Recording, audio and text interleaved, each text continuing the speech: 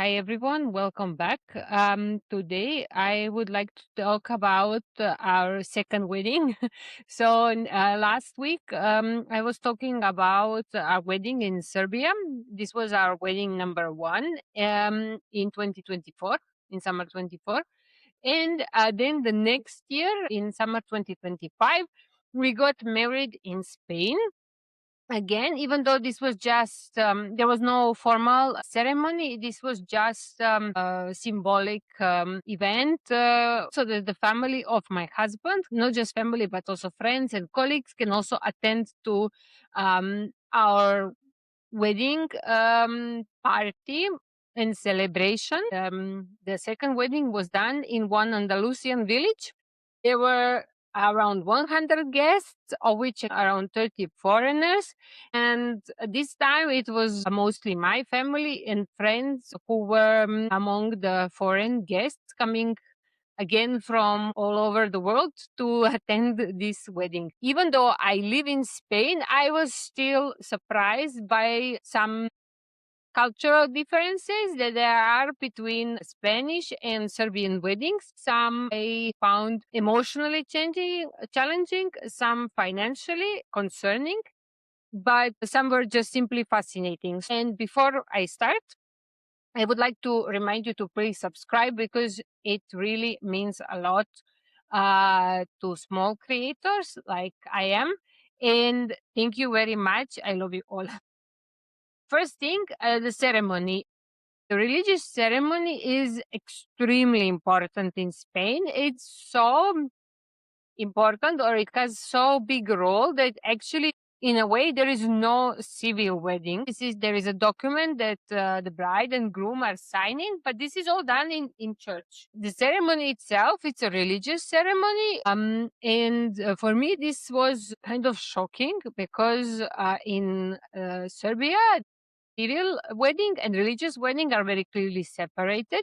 These are two individual events. Religious wedding is happening in a church, while the civil wedding is happening either in the municipality, like a town hall, or it's happening at any other place if the bride and groom want that.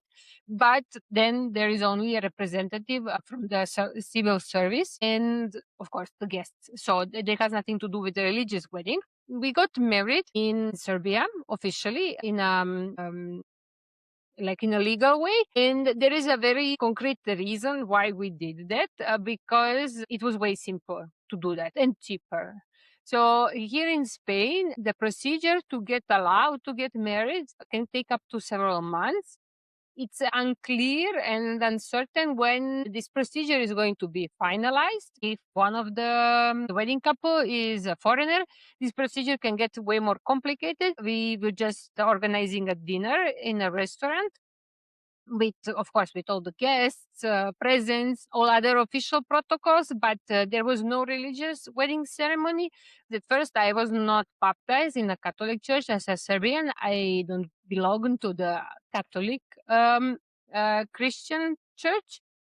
And even though the wedding is possible, we were not sure how it would work with the priest in the village where we were having our wedding. And also we realized that we would have to provide more documents, that I would probably have to go to Serbia to get some maybe baptism certificates, maybe translate them. And we decided not to complicate it.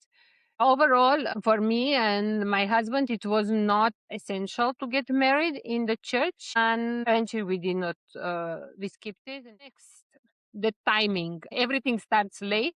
Again, in Spain, and especially in the south of Spain, everything starts later compared to Serbia. And it's not just the fact that everything is shifted, so that instead of having maybe late lunch like in Serbia around 3-4 p.m., we were having a dinner around, well, the earliest it can start around 8, I would say, but normally it's around 9. And it's not just that, yes, everything is postponed, but the order is kind of different.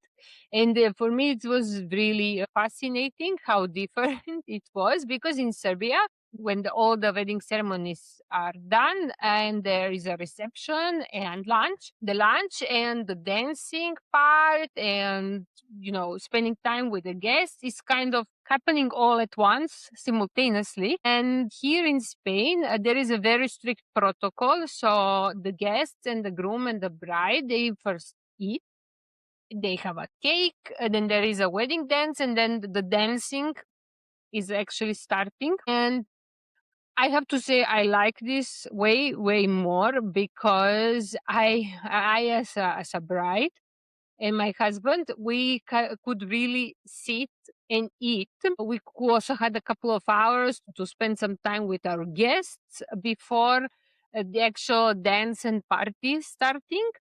And this was way more relaxed.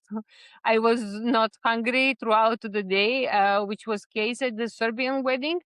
And I think we had more time to spend with our guests, even engaging in some conversations, at least shortly, which at the Serbian wedding, it's a bit difficult. The bride and groom don't really have time to spend with the guests. It's usually just dancing and partying. And the party starts usually around 1 a.m. So once the cake is cut, everyone had their desserts. The first dance starts. After the first dance, everyone is dancing, and then even the hall looks different because they move the restaurant staff moves the tables to have more space for dancing, and they open a bar where you can actually get like long drinks. So as I said, in Spain, the wedding is very structured, so the order of the drinks is also very structured.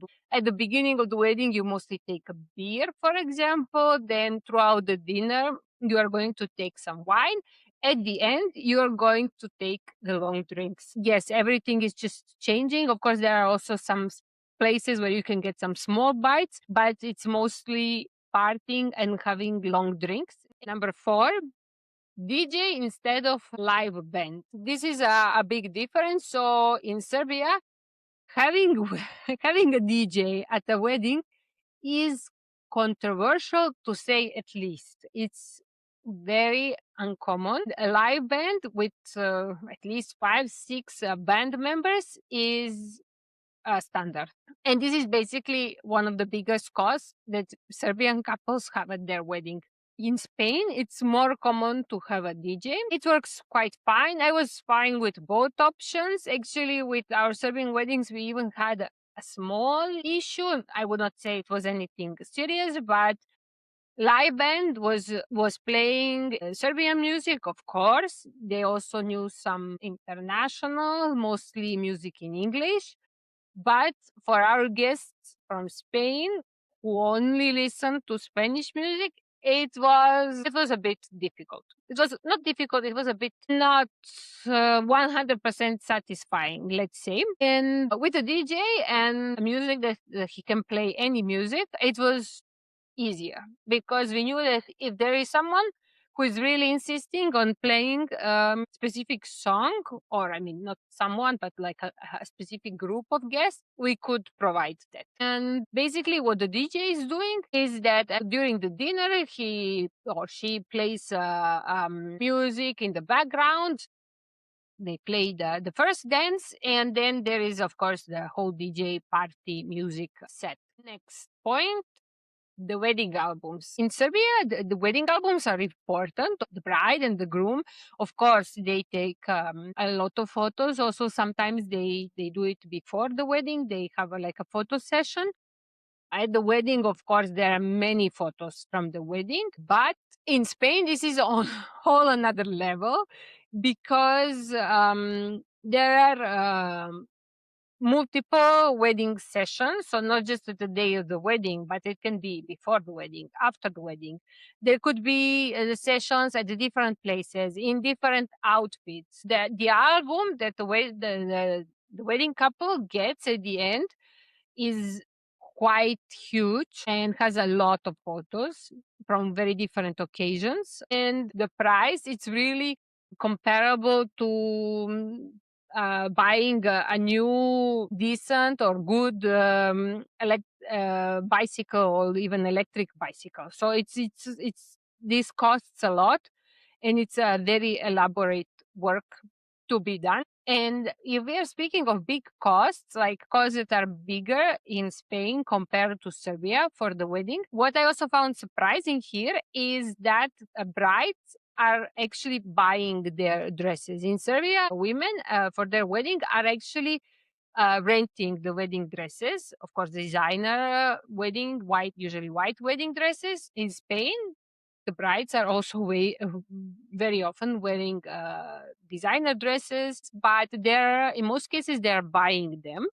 And this is a immense cost, because if I compare the cost of renting in Serbia, which is let's say somewhere between 500 1,000 euros maybe, to buy a wedding dress costs at least a couple of thousands of euros, which is really an immense cost. Next, for me, the organization of this wedding was quite challenging. The wedding was in a village in Andalusia, and the most people there um, they know each other for entire lives, and they're not just familiar with each other, but they are connected somehow. They're either friends or neighbors or relatives, or more than one of these things. So they don't really like to do business with foreigners, and they were usually ignoring me in a way. And actually, for most of the negotiations, I eventually had to let my husband or his family to deal with that, to solve that, because it was very difficult for me to get anyone to actually take me seriously to negotiate something. So for me, it was a bit like, okay, I speak Spanish, they can understand me, I can understand them, but no, still this is not enough. It was a bit difficult at times, but eventually everything worked out. As a final conclusion, the thing that I learned from both weddings, well, at first, it's a lot of work. And of course, being an international couple and organizing two weddings so that all our families can attend. In one way, it's beautiful, but in the other way, of course, it's basically double the work. And I don't favor any of these ways to do the wedding. They are just different. They are both fun thing to do. They have wonderful aspects. And of course, they have some challenging aspects. What I liked about the Serbian wedding is this collective party energy the whole time. And in Andalusia is more like structured with some formality, but then also like partying at the end. And they're both the reflection of the social structure and the culture behind them. Share your experiences, or tell me what also surprised you at weddings, either in your country or abroad. If you went to some wedding abroad, which of these wedding styles do you may prefer more? If you have also any questions or comments to something to add about the wedding traditions in Spain or maybe Serbia, let me know in the comments. Keep in mind that I have an Instagram account. I have also a Buy Me a Coffee account. They are in the description of this video. The previous video that I mentioned at the beginning from our Serbian wedding, the link is available in the description, so check it out as well. Thank you for watching, and see you soon again. Bye.